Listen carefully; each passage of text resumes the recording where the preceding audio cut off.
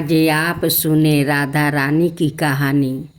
श्री राधा रानी का एक बार नाम लेने की कीमत। एक बार एक व्याकुत था। वो एक संत जी के पास गया और कहता है कि संत जी, मेरा एक बेटा है। वो ना तो पूजा पाठ करता है और ना ही भगवान का नाम लेता है। आप कुछ ऐसा कीजिए कि उसका मन भगवान में लग जाए। संत जी कहते हैं कि ठीक है बेटा, एक दिन तू उसे मेरे पास लेकर आ जा। अगले दिन वो व्याकुत अपने बेटा को लेकर संत जी के पास गया। अब संत जी उसके बेटे से कहते हैं, बेटा बोलो राधे राधे। बेटा कहता है, मैं क्यों कहूँ। संत जी कहते हैं, बेटा बोलो राधे राधे। वो इसी तरह से माना करता रहा और अंत तक उसने यही कहा कि मैं क्यों कहूँ राधे राधे। संत जी ने कहा, जब तुम मर जाओगे और यमराज के पास जाओगे तब यमराज तुमसे पूछेंगे कि कभी भगवान का नाम लिया है, कोई अच्छा काम किया है। तब तुम कह देना कि मैंने जीवन में एक बार श्री राधा रानी का नाम को बोला है। बस एक बार इतना बता कर वो चला गया। समय व्यतीत हुआ और एक दिन वो मर गया। यमराज के पास पहुंचा। यमराज ने पूछा, कभी कोई अच्छा काम किया है।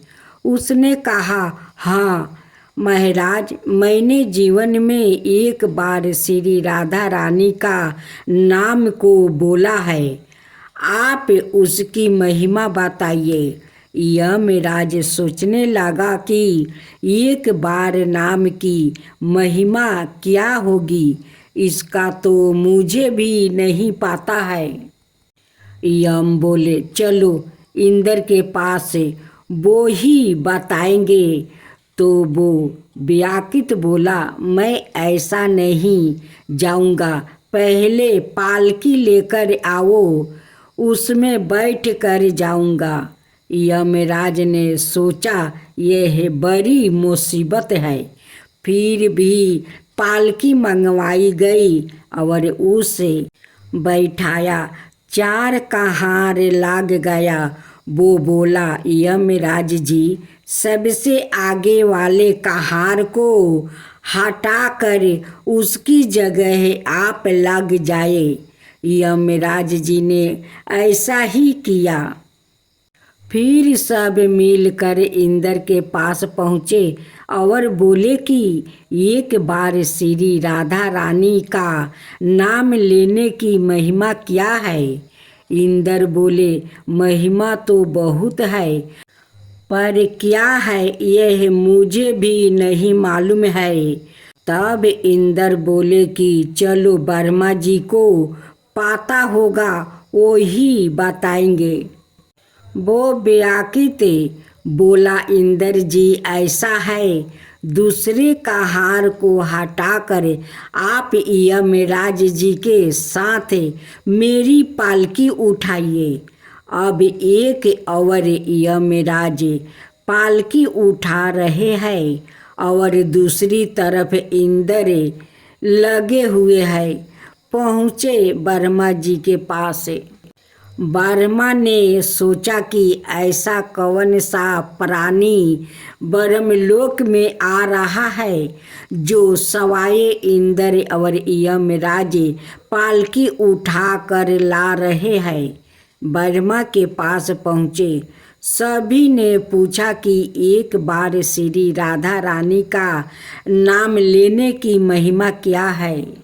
ब्रह्मा जी ने बोला, महिमा तो बहुत है, पर वास्तविकता क्या है कि यह मुझे भी नहीं पता है। लेकिन हाँ, भगवान शिव जी को जरूर पता होगा।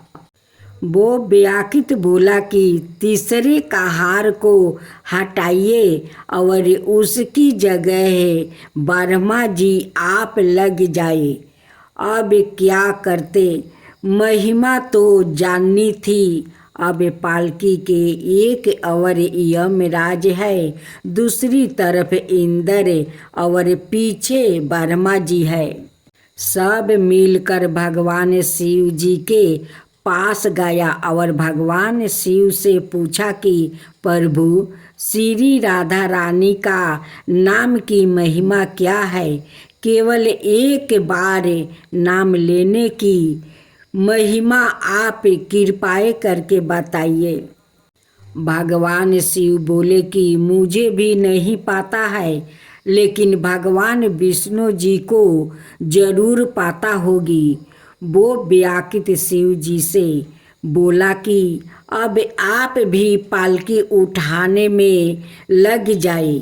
इस प्रकार ब्रह्मा, शिव, यमराज और इंद्र चारों उस व्याकुल की पालकी उठाने में लग गया और विष्णु जी के लोक पहुँचे। विष्णु जी से पूछा कि एक बार श्री राधा रानी का नाम लेने की महिमा क्या है? विष्णु जी बोले, अरे जिसकी पालकी को सवाए मृत्युक का राजा यमराज, स्वर्ग का राजा इंद्र, ब्रह्मलोक के राजा ब्रह्मा और साक्षात भगवान शिव उठा रहे हो, इससे बड़ी महिमा क्या होगी? जब सिर्फ एक बार श्री राधा रानी नाम लेने के कारण आपने इसको पालकी में उठा ही लिया है, तो अब ये मेरी गोद में बैठने का अधिकारी हो गया है।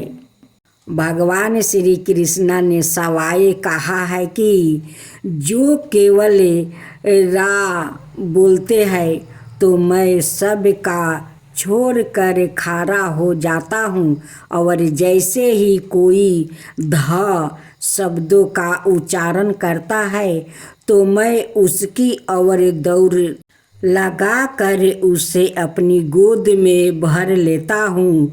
बोलो राधे राधे। अब सुने धर्मराज जी की कथा। किसी गांव में एक बुढ़िया रहती थी। वो बहुत नियम धर्म से व्रत रखा करती थी। एक दिन भगवान के घर से यमदूत उसे लेने आ गया और वो उनके साथ चल पड़ी। चलते चलते एक गहरी नदी आई तो यमदूत बोले कि माई, तूने गौ दान की है या नहीं? बुढ़िया ने उनकी बात सुनकर मन में श्रद्धा से गाय का ध्यान किया तो वो उनके समक्ष आ गई और बुढ़िया उस गाय की पोछ पकड़ कर नदी पार कर गई।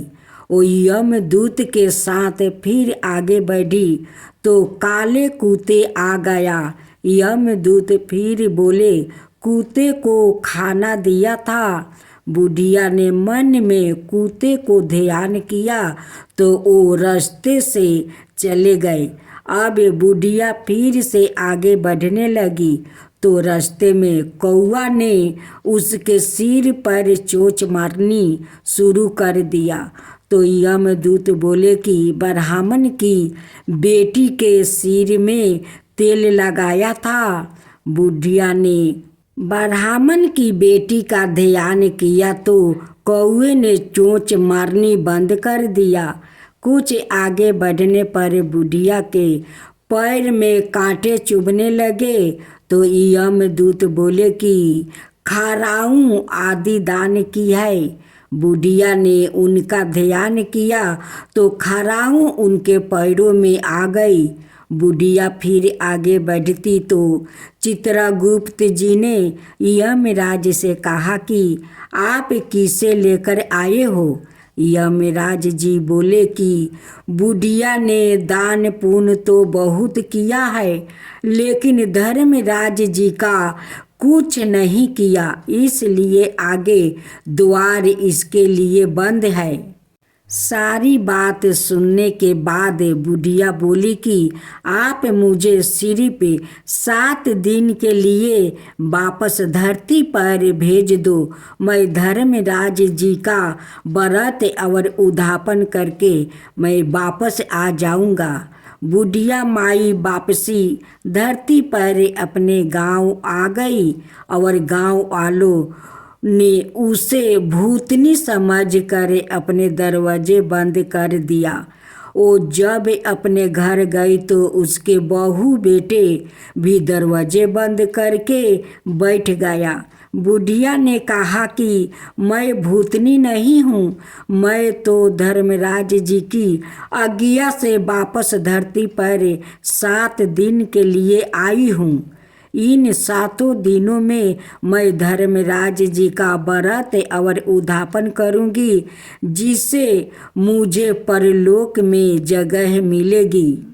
बुढ़िया की बातों से अस्वस्थ होकर बहू बेटे उसके लिए पूजा की सारी सामग्री एकत्रित करते हैं, लेकिन जब बुढ़िया कहानी कहती है तब वो हुंकार नहीं भरते, जिससे बुढ़िया फिर अपनी पड़ोसिन को कहानी सुनाती है और वो हुंकार भरती है। 7 दिन की पूजा व्रत वो उद्यापन के बाद धर्मराज जी बुढ़िया को लेने के लिए विमान भेजते हैं।